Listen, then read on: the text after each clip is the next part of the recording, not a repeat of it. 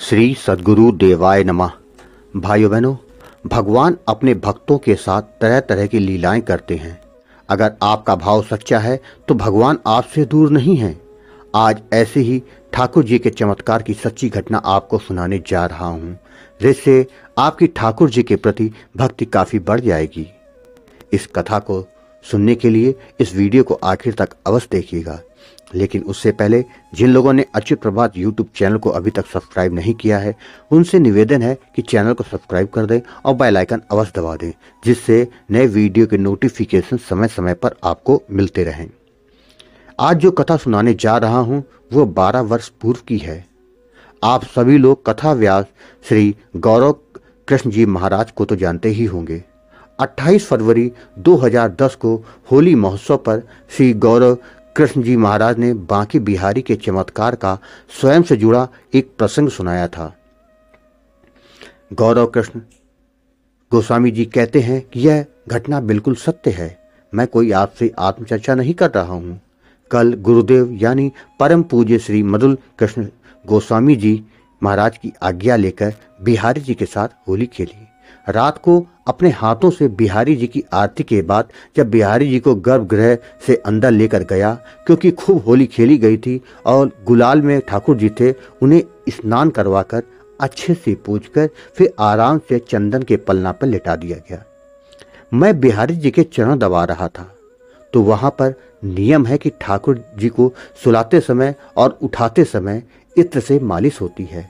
मैं अपने साथ अपनी माला झोली में ही इत्र की शीशी लेकर गया था, क्योंकि बिहारी जी की इत्र से मालिश करनी थी, क्योंकि वहां पर मालिश की बड़ी महिमा है।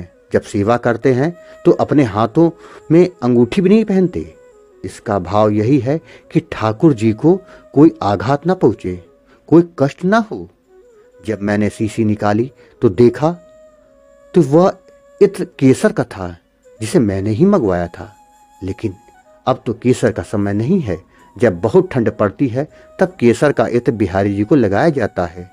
लेकिन अब तो मुझे बहुत दुख हुआ, क्योंकि यह समय ठाकुर जी को विशेष रूप से गुलाब का इत्र लगाया जाता है और ये 12 महीने लगता है।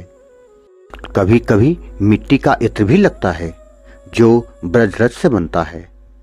कई तरह के इत्र बिहारी जी को लगते हैं, लेकिन केसर नहीं लगाया जाता। अब वह गलती से केसर की शीशी आ गई तो मेरी आंखों से आंसू गिरने लगे। अब मैं कैसे लगाऊं?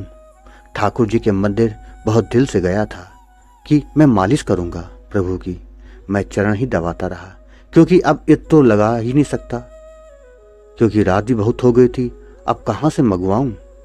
तो बंधुओं, उसी समय जो मेरे साथ गोस्वामी जी और भी अंदर थे, उन्होंने कहा, देख लाला, तुमको कोई भंडारी बाहर बुला रहा है।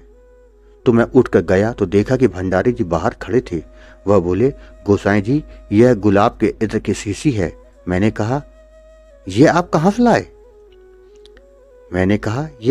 लाए? तो वह बोले, यह गुलाब के इत्र की शीशी आपने नहीं मंगवाई? मैंने कहा, नहीं, तो मैंने नहीं मंगवाई। तो कहा, बाहर एक लड़का अभी भी आया, उसने कहा कि अंदर जो गोस्वामी जी हैं, मैं उनके भजन सुनता हूँ, कथा सुनता हूँ, मुझे बहुत अच्छे लगते हैं। उन्होंने मेरे से यह गुलाब के इत्र की शीशी मंगवाई है, तो आप गोस्वामी जी को दे दो। और उसने मेरे हाथ में गुलाब के इत्र की शीशी दे दी और वो चला गया। और मैंने आपको आवाज लगाई। मैंने कहा, वो लड़का कौन था? कौन लेकर आया? क्योंकि मैं बिल्कुल हैरान था। उन्होंने कहा है कि मैं अभी उसको बुला कर लाता हूँ। और बाहर गए। थोड़ी देर बाद आके बोले, महाराज, वो तो है नहीं, इतनी देर में वो कहीं चले गए लग रहा है। तो मेरा शरीर पूरा कंपन हो गया। वो कह रहे हैं कि मैंने मंगवाया, जबकि मैंने तो किसी को भेजा भी नहीं। मैंने ठाकुर जी की उसी इत्र से मालिश की, फिर बांके बिहारी के चरणों में खूब रोया। श्री गौरव कृष्ण गोस्वामी जी ने कहा, यदि आप दिल से भगवान की भक्ति करते हैं, आपकी कोई भगवान के लिए चाहत है, तो बांके बिहारी उसे पूरा करने के लिए बैठे हुए हैं।